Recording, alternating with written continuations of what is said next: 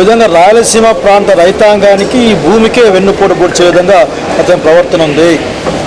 తెలంగాణ ప్రభుత్వం 8 అడుగుల కింది నుంచి శ్రీశైలం నుంచి నీళ్లు తొడుకుపోతుంటే జగన్మోహన్ రెడ్డి గారు దురదృష్టితో 800 అడుగుల నుంచి ఆంధ్ర ప్రాంతానికి రాయలసీమ ప్రాంతానికి పోతేడిపాడు ద్వారా నీళ్లు పంపించాలని ఆలోచన చేస్తే రాయలసీమ ఎత్తిపోతల పథకం పేరు మీద 80,000 క్యూసెక్లకు పైగా కెపాసిటీతో దాన్ని తెలంగాణ ముఖ్యమంత్రి కోరిక మేరకు ఆపేశాడు అని చెప్పబడతా ఉంటే ఏమాత్రం కూడా పట్టించుకోకుండా రాయలసీమ రైతాంగాన్ని ప్రజల్ని అవహేళన చేస్తున్న చంద్రబాబు నాయుడు గారిని చూసి మేము బాధపడతా ఉన్నాం, సిగ్గుపడతా ఉన్నాం.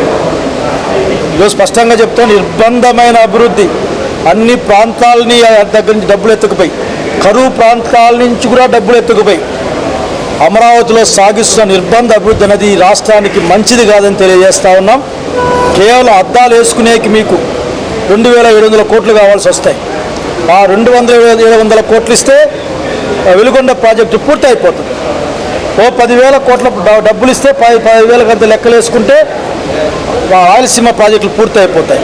3,65,000 కోట్ల రూపాయలు చేసిన అప్పు ఎక్కడ ఖర్చు పెట్టారో చెప్పాలా.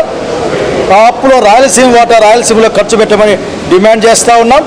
తక్షణం మీరు ఆఖరికి రాయలసీమ ఎత్తిపోతల పథకాన్ని పూర్తి చేయాలి, రాయలసీమ ప్రాజెక్టులని పూర్తి చేయాలని డిమాండ్ చేస్తూ ఉన్నాం. ఇప్పుడు హంద్రీనీవా సామర్థ్యాన్ని పెంచుతూ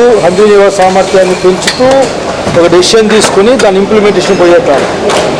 గాలేరు నగర్ని హంద్రీనీవా అనుసంధానించి హెచ్ఎన్ఎస్ఎస్ని కేవలం అనంతపూర్కి కర్నూలుకి వచ్చే విధంగా కిందికి గాలేరు నగర్ నుంచి ఆ గండిపేట నీళ్లు విధంగా ప్లాన్ చేసినారు. ఇక్కడ కూడా నీళ్ళు నింపడం మీ యొక్క సంఘం ప్రాజెక్ట్ దగ్గర పూర్తి చేసే పనులు కానీ జగన్మోహన్ గారు చేసినవి. కాకపోతే వాళ్ళు చెప్పేయండి, వాళ్ళు ఏం చేయలే. ఉదాహరణకి మా జిల్లాలో 1 సంవత్సర కాలంలో 3,000 కోట్లు ఖర్చు పెట్టారు, ఇది లైనింగ్ ఏదో అని చెప్పి. ఈరోజు 3 చోట్ల కొట్టుకుపోయింది. కనుక వాళ్ళ దృష్టిలో చెప్పాను కదా, ప్రాజెక్టులు అంటే మా దృష్టిలో ప్రాణం, రైతులకి అత్యంత అవసరం, అది మా ప్రాణం.